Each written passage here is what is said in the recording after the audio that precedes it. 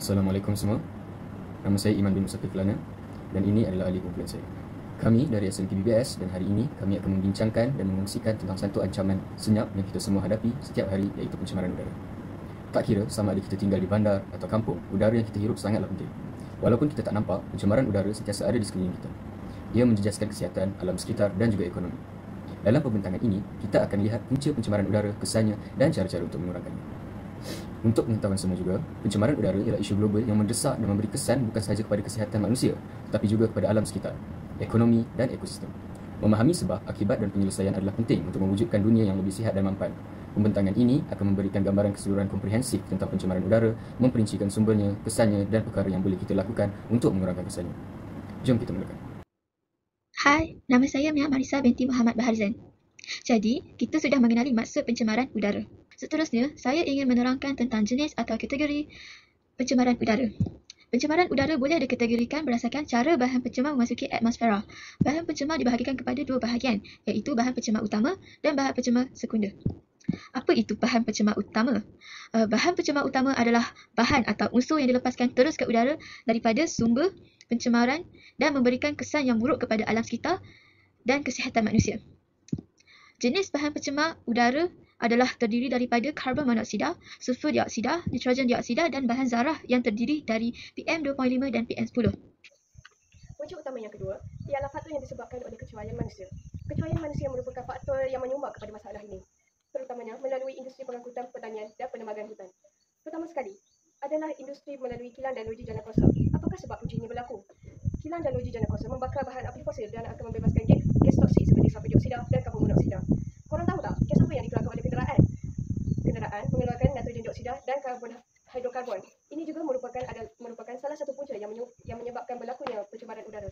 Hai, nama saya Nur Idina Danila dan hari ini saya akan terangkan tentang kesan pencemaran udara terhadap manusia. Kita dah tahu jenis-jenis dan punca pencemaran udara. Sekarang ni saya akan terangkan pencemaran ini terhadap kesihatan manusia. Pencemaran udara akan memberikan kesan atau impak yang buruk terhadap manusia dan sekitarnya. Terdapat dua jenis kesan, iaitu kesan jangka panjang dan kesan jangka pendek. Sekarang ni kita akan tengok kesan jangka pendek dahulu. Kesan jangka pendek kepada pencemaran udara boleh menyebabkan kerangsangan mata, tekak dan hidung. Seterusnya boleh menyebabkan sakit kepala, pening dan kelitihan. Pada orang yang menghidapi masalah asma pula, ini akan mendorong kepada keadaan pernafasan yang mungkin mengalami gejala yang lebih teruk, termasuklah batuk dan kesukaran untuk bernafas. Pencemaran udara yang lebih tinggi juga boleh mencetuskan tindak balas alahan atau meningkatkan risiko jangkitan paru-paru dan tekanan kardiovaskular. Ini sudah terang lagi bersuluh menunjukkan bahawa pencemaran udara bukan perkara yang baik untuk kesihatan manusia. Seterusnya kita akan tengok kesan pencemaran udara dalam keadaan jangka yang panjang. Kesan jangka panjang ialah disebabkan oleh pendedahan yang berpanjangan dan boleh menyebabkan penyakit pernafasan kronik seperti COPD dan kanser paru-paru serta penyakit jantung, strok dan tekanan darah tinggi. Udara yang tercemar akan melemahkan sistem imun dan boleh menjejaskan perkembangan paru-paru pada kanak-kanak. Selain itu, wanita yang hamil juga akan mengalami risiko kelahiran pramatang yang lebih tinggi atau berat lahir yang rendah atau terlebih berat. Pendedahan kepada bahan pencemar toksik akan menyumbang kepada pengurangan jangka hayat, terutamanya di kawasan bandar yang tercemar teruk. Nama saya Zarif. Selain memberi kesan kepada manusia, pencemaran udara juga memberi kesan besar kepada alam sekitar.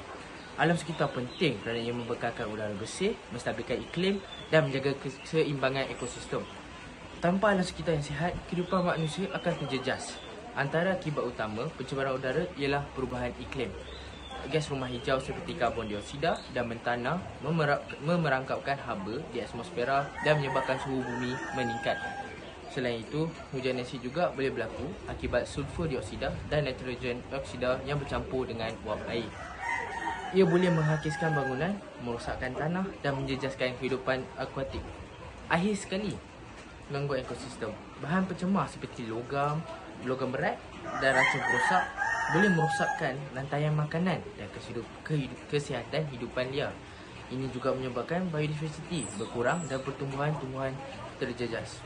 Seterusnya, saya ingin menerangkan impak yang negatif terhadap ekonomi dan sosial sekiranya berlaku pencemaran udara.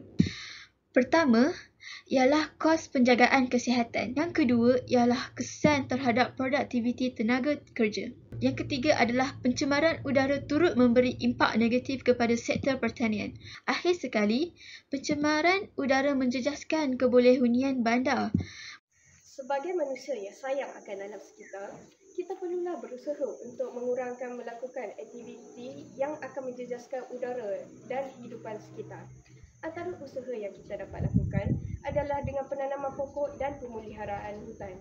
Seterusnya, kita juga dapat membuat kempen dan pendidikan awam untuk meningkatkan lagi kesedaran masyarakat global. Saya akan terangkan tentang kualiti hidup udara di Malaysia melalui Indeks Pencemaran Udara atau API, Air Pollutant Index. Bacaan ini dikeluarkan setiap hari oleh Jabatan Alam Sekitar ataupun JAS. API terbahagi kepada 5 tahap. 1 hingga 50, baik. Udara dalam keadaan sihat dan tidak memberi kesan kepada kesihatan. 51 hingga 100, sederhana. Kualiti udara masih boleh diterima dan biasanya tidak memberi kesan besar kepada kesihatan. 101 hingga 200, tidak sihat. Mula memberi kesan kepada golongan sensitif seperti kanak-kanak, warga emas dan penyakit asma. 201 hingga 300, sangat tidak sihat. Boleh menjejaskan kesihatan semua orang, bukan hanya golongan berisiko. Dan terakhir sekali 301 ke atas, berbahaya. Udara sangat tercemar dan boleh menyebabkan kesan kesihatan kepada seluruh masyarakat. Kita telah mempelajari mengenai maksud pencemaran udara, jenis pencemaran udara, punca pencemaran udara, kesan pencemaran udara kepada manusia, akibat pencemaran udara kepada alam sekitar, impak ekonomi dan sosial, usaha global untuk mengurangkan pencemaran udara, dan akhir sekali kajian kes dari kualiti udara di Malaysia. Sebagai kesimpulan, pencemaran udara merupakan isu yang serius yang memberi kesan besar kepada kesihatan, alam sekitar dan kehidupan seharian kita. Oleh itu, semua pihak termasuklah pihak kerajaan, pihak industri dan masyarakat haruslah bekerjasama untuk menjaga kualiti udara demi menjaga kesihatan dan kesejahteraan masa kini dan generasi akan datang. Setiap tindakan kecil ada kesannya. Jika kita tidak mengaplikasikan elemen seperti yang telah dinyatakan sebentar tadi, ianya ibarat mencurahkan air ke daun keladi. Jadi, kita haruslah sentiasa dan berusaha untuk melakukan bagi memastikan lapisan masyarakat dan generasi akan datang dapat menikmati udara yang segar dan tidak menjejaskan untuk kesihatan mereka. Sekian sahaja pembintangan daripada kumpulan kami tentang isu pencemaran udara. Kami ingin mengucapkan ribuan terima kasih dan meminta maaf atas segala salah silap atau tutur kata yang menyinggung hati. Oleh itu, tambahlah pembintangan kita pada hari ini.